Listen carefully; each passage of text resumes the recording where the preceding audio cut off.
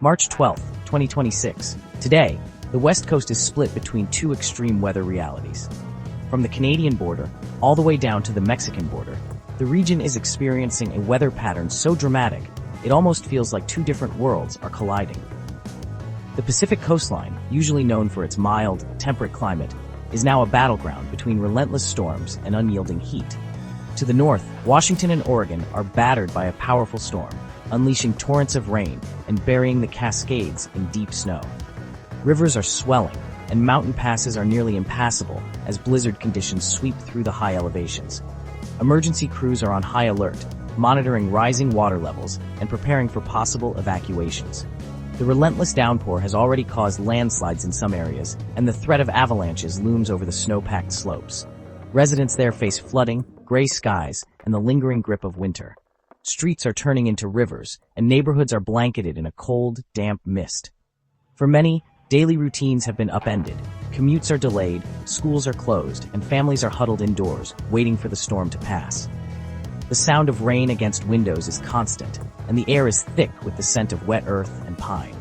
Meanwhile, just south in California and the Southwest, a dome of high pressure brings a record-shattering heat wave. The sun blazes down relentlessly, turning city streets into shimmering ribbons of heat. In places like Los Angeles, the air feels heavy and still, and the usual cool ocean breeze is nowhere to be found. The heat is so intense that officials have issued warnings for vulnerable populations, urging people to stay hydrated and avoid outdoor activities during the hottest parts of the day. Cities like Los Angeles and Phoenix are swapping jackets for shorts as temperatures soar to summer-like highs. Beaches are packed with people seeking relief by the water, while others crowd into air-conditioned malls and cafes. The contrast is striking. While some are shoveling snow, others are slathering on sunscreen and searching for shade. The heat wave is breaking records, with some areas seeing temperatures climb 20 degrees above average for this time of year. This dramatic contrast is a vivid reminder of how quickly weather can change along the coast. It's a testament to the power and unpredictability of nature. One moment, you're caught in a downpour. The next, you're basking under a relentless sun. Meteorologists say this pattern is rare, but not unheard of, and it highlights the unique geography and climate dynamics of the West Coast. Whether you're bracing for floods or searching for shade, your reality depends on which side of the divide you call home. In the north, communities are coming together to protect homes and businesses from rising waters, stacking sandbags and checking on neighbors. In the south, families gather in parks and on beaches, seeking any respite from the heat, sharing cold drinks and stories of summers past.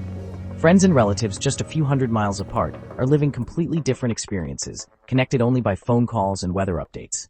This week, the West Coast is a tale of two worlds, one of water and ice, the other of sun and fire.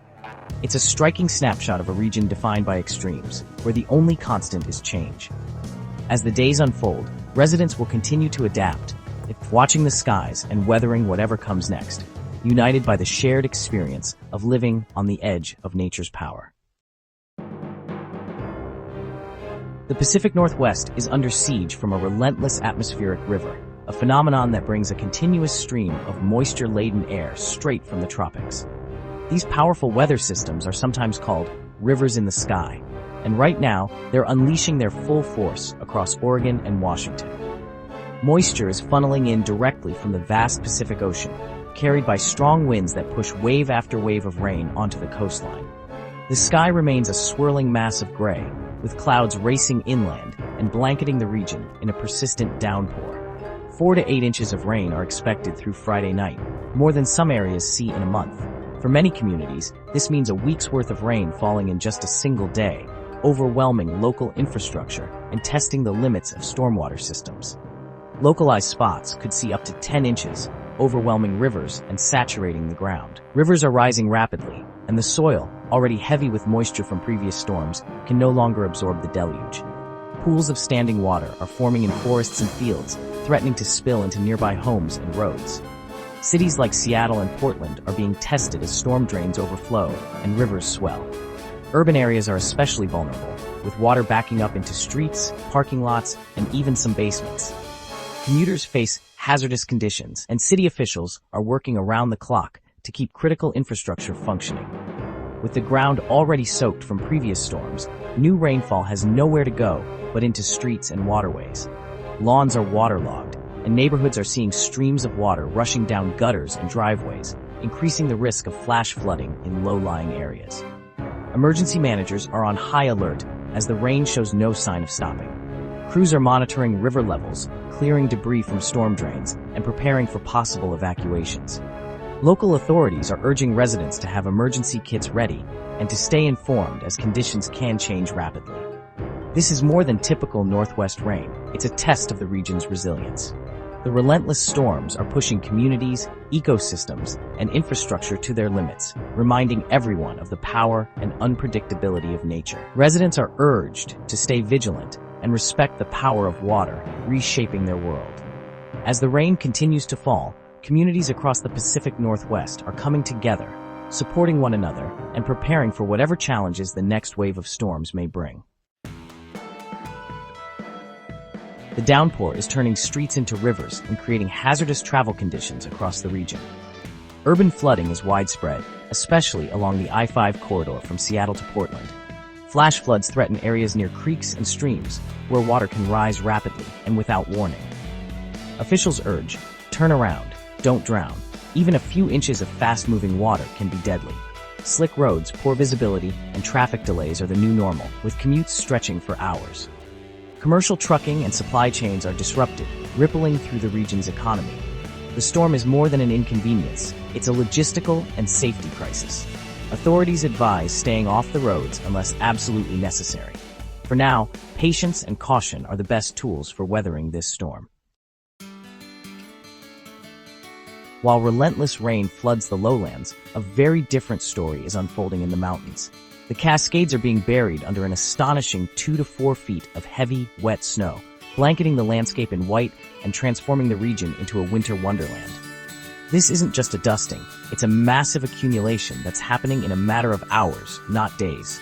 Major passes like Snoqualmie and Stevens are now nearly impassable. Blizzard conditions whip snow across the roads, reducing visibility to just a few feet. Avalanche danger is high, with warning signs posted everywhere, and the threat of sudden slides keeps everyone on edge. Road crews are working around the clock, battling the elements as they try to keep these vital routes open. Plows push through drifts that seem to grow faster than they can clear them, and workers face biting winds and near whiteout conditions. Every hour brings new challenges as snow piles up and visibility drops to near zero. For travelers, the journey is treacherous. Cars spin out on slick, icy roads, and many find themselves stranded for hours, waiting for help in the freezing cold. Some are forced to abandon their vehicles altogether, seeking shelter wherever they can find it. The risk of being caught unprepared is real and dangerous. Officials are urging everyone to avoid mountain travel unless absolutely necessary. If you must go, be fully prepared with chains, emergency supplies, and a plan for what to do if you get stuck. The message is clear. Safety comes first, and the mountains are unforgiving in these conditions.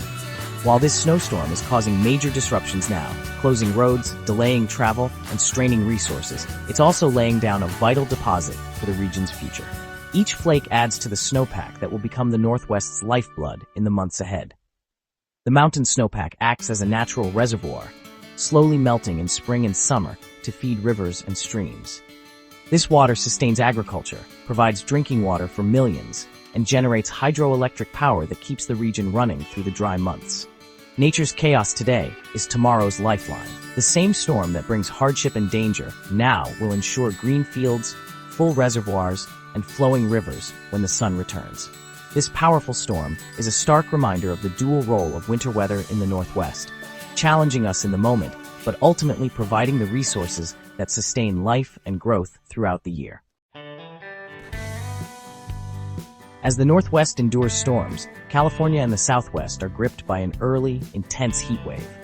Temperatures in Los Angeles approach 90 degrees, smashing records and sending people to the beaches.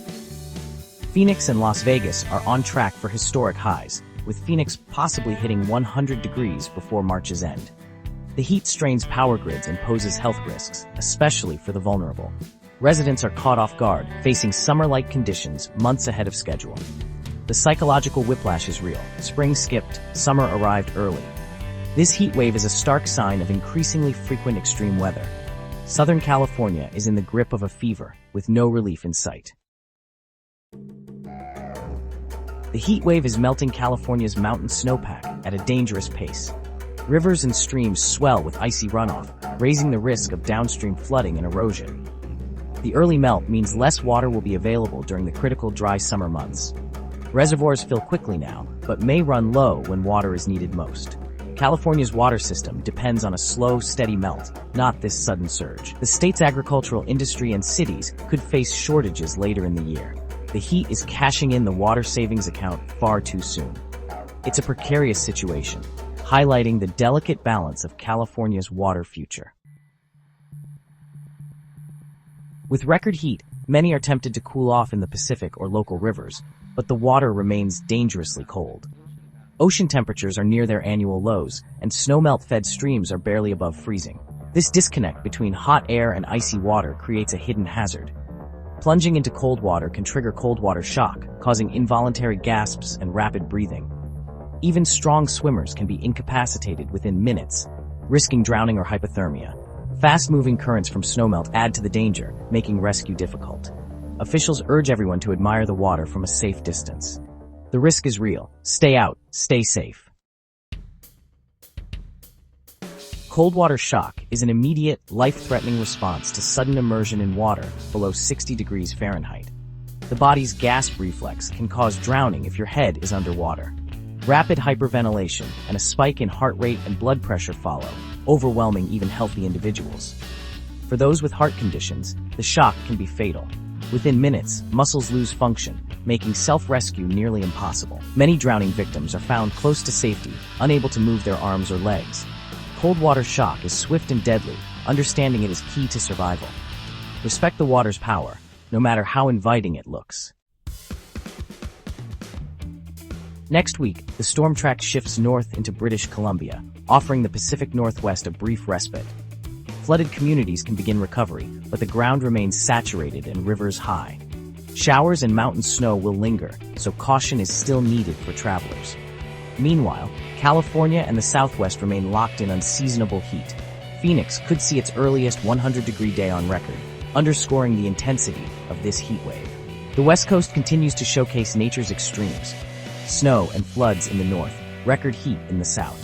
These contrasts are a vivid reminder to stay prepared and respect the power of weather. As patterns shift, the region remains a dynamic stage for Earth's changing climate. The only certainty: more surprises are on the horizon.